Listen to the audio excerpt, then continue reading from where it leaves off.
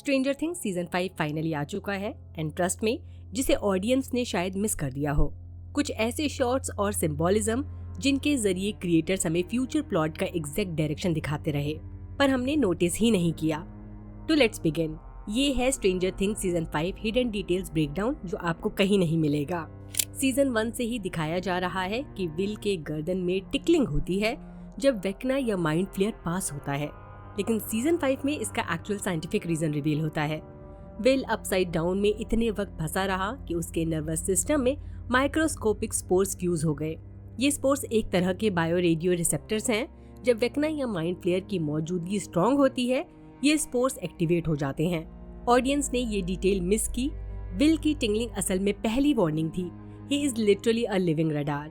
ये हिंट देता है कि फाइनल बैटल में विल सबसे इम्पोर्टेंट हिस्सा होगा, ना कि 11। अब हम आते हैं सेकंड डिटेल पर। ज्यादातर फैंस ने ये थ्योरी सुनी अपसाइड डाउन 1983 में ही क्यों स्टक है। सीजन 5 में एक सीन में हल्का सा हिंट मिला था कि अपसाइड डाउन एक मेमोरी बेस्ड यूनिवर्स है, यानी वो ईयर जिसमें विल यहाँ फंसा था वहीं परमानेंट हो गया। बट सीजन 5 में एक न्यू लेयर्ड हिंट मिलती है। अगर आप ध्यान दें, अपसाइड डाउन के एनवायरनमेंट में क्रील हाउस एग्जैक्टली वैसे ही मौजूद है जैसे हेनरी क्रील ने अपने बचपन में इमेजिन किया। स्ट्रीट लाइट्स का फ्लिकर पैटर्न 1983 इलेक्ट्रिक ग्रिड जैसा ही है। इवन विल फ्री स्टेट में दिखाई देता है, यानी अपसाइड डाउन एक ऑल्टरनेट डायमेंशन नहीं, असल में हेनरी क्रील यानी वेक्ना की ट्रॉमेटिक मेमोरीज का एक फ्रोजन वर्जन है। हम कह सकते हैं माइंड फ्लेयर ने एक दुनिया क्रिएट की, उसने हेनरी के ट्रॉमा को एक फुल यूनिवर्स में कन्वर्ट कर दिया। ये फैक्ट सीजन 5 का सबसे डार्क रिवील है और व्यूअर्स ने इग्नोर कर दिया। पिछले सीजन में हमने देखा जब भी 11 अपनी ज्यादा पावर यूज करती, उसकी नाक से रेड खून बहने लगता, यानी उसकी पावर ओवरलोड हो चुकी है। बट सीजन 5 में जब 11 एक्सट्रीम पावर यूज करती है तो ब्लड कलर डार्कर रेड हो जाता है। डार्क कलर मतलब broken blood vessels plus upside down radiation exposure. अब बात करते हैं माइक की। ऑडियंस को लगा वो साइड लाइन हो गया, बट उन्होंने एक डायलॉग मिस कर दिया, यू आर द हार्ट। ये लाइन सीजन 5 में लिटरल मीनिंग लेती है, क्योंकि माइक का इमोशनल कनेक्शन ही 11 को इंसान बनाए रखेगा, वरना वो भी वेक्ना जैसी करप्टेड बन जाएगी। 11 का पावर सोर्स इमोशनल स्टेबिलिटी से लिंक्ड है। 11 जब वेक्ना के सामने कमजोर पड़ती है तो माइक की आवाज और यादें ही उसे बाहर खींचने में हेल्प करती हैं। क्रिएटर्स हिंट दे रहे हैं कि अगर माइक को कुछ हुआ तो 11 पूरी तरह डार्क पावर स्टेट में जा सकती है। सीजन 5 में मैक्स अभी भी कोमा में है, बट एक रेडियो डिटेल पर किसी ने ध्यान नहीं दिया। जब भी मैक्स का सीन आता, बैकग्राउंड में हल्की सी घड़ी की आवाज सुनाई देती है। ये अपसाइड डाउन की घड़ी नहीं, ये वेक्ना के माइंड क्लॉक की आवाज है। यानी वेक्ना ने मैक्स के अंदर एक दरवाजा छोड़ दिया है। वो एक एंटीना की तरह काम करती है जिससे वेक्ना रियल वर्ल्ड में दोबारा घुस सकता है। और एक क्रेजी डिटेल, मैक्स के हाथ और पैर सेम जिस पैटर्न में टूट रहे थे उसी पैटर्न में हॉकिंस में दरारें आई थी, मतलब मैक्स जा भी हो सकती है। अगर आप सीजन 5 में हेडफोन्स लगाकर वेक्ना के डायलॉग सुने तो उसकी आवाज में 3 मिक्स फ्रीक्वेंसीज हैं।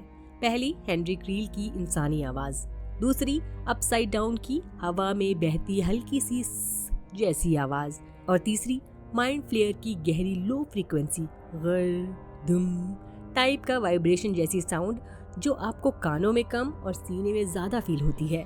मतलब वेक्ना सिर्फ लीडर नहीं, उसके पीछे माइंड फ्लेयर की पावर है। वेक्ना बस एक करप्टेड जनरल है, not the king. Final showdown mind flayer physical form में साथ होगा।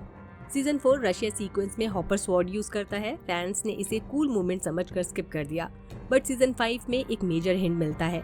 Upside down creatures heat plus ancient metal से जल्दी डैमेज होते हैं। रशिया वाली स्वॉर्ड एक्चुअली एक हिस्टोरिक मेटल आर्टिफैक्ट थी, इसी वजह से वो डेमोगोर्गन को मार पाया। यानी फाइनल सीजन में हॉपर फिर हीरो नाइट मूवमेंट डिलीवर करेगा। सीजन 5 का सबसे बड़ा हिडन डिटेल ये है कि माइंड फ्लेयर अब शेडो या स्मोक फॉर्म में रहकर खुश नहीं है। हॉकिंस में जो क्रैक बने हैं उन्हें एक ब्लूप्रिंट की तरह यूज किया जा रहा है। माइंड फ्लेयर बेसिकली अपना real physical monster body assemble कर रहा है। यानी फाइनल बैटल में हम एक giant fully form mind flayer को देख सकते हैं। सीजन 5 में एक छोटा सा डिटेल है जो 90% ऑडियंस ने नोटिस ही नहीं किया। जब भी डस्टिन या अपसाइड डाउन से रिलेटेड कोई इंटेंस सीन होता है, बैकग्राउंड में एक हल्की सी मेटल गिटार रिफ बजती है। ये साउंड रैंडम नहीं है, ये एक्चुअली एडी का इमोशनल इको है। क्रिएटर्स ये हिंट दे रहे हैं कि एडी शायद वापस ना आए, बट उसकी आत्मा, उसकी बहादुरी और उसका हीरो वाला एटीट्यूड अब भी अपसाइड डाउन में घूम रहा है।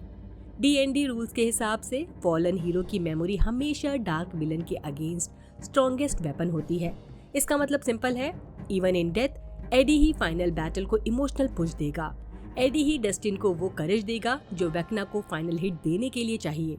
तो दोस्तों, ये थे स्ट्रेंजर थिंग्स सीजन 5 के वो हिडन डिटेल्स जो ऑडियंस ने बड़ी ही आसानी से मिस कर दिया होगा।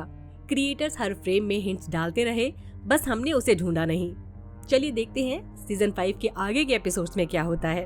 तब तक के लिए फिल्मी स्टोरी बॉक्स के साथ जुड़े रहिए। इसी के साथ ये वीडियो यहीं खत्म होता है। मेरा वीडियो आपको कैसा लगा कमेंट सेक्शन में जरूर बताएं। अगर पसंद आया हो तो लाइक करें, चैनल को सब्सक्राइब करना न भूलें और साथ ही बेल आइकन भी दबा दें, वरना आपको नोटिफिकेशन नहीं मिलेगी। और हाँ, अगर आप फिल्मी स्टोरी बॉक्स को सपोर्ट करना चाहते हैं तो एड्स बिना स्किप किए देखें। बाय, अपना ख्याल रखिए।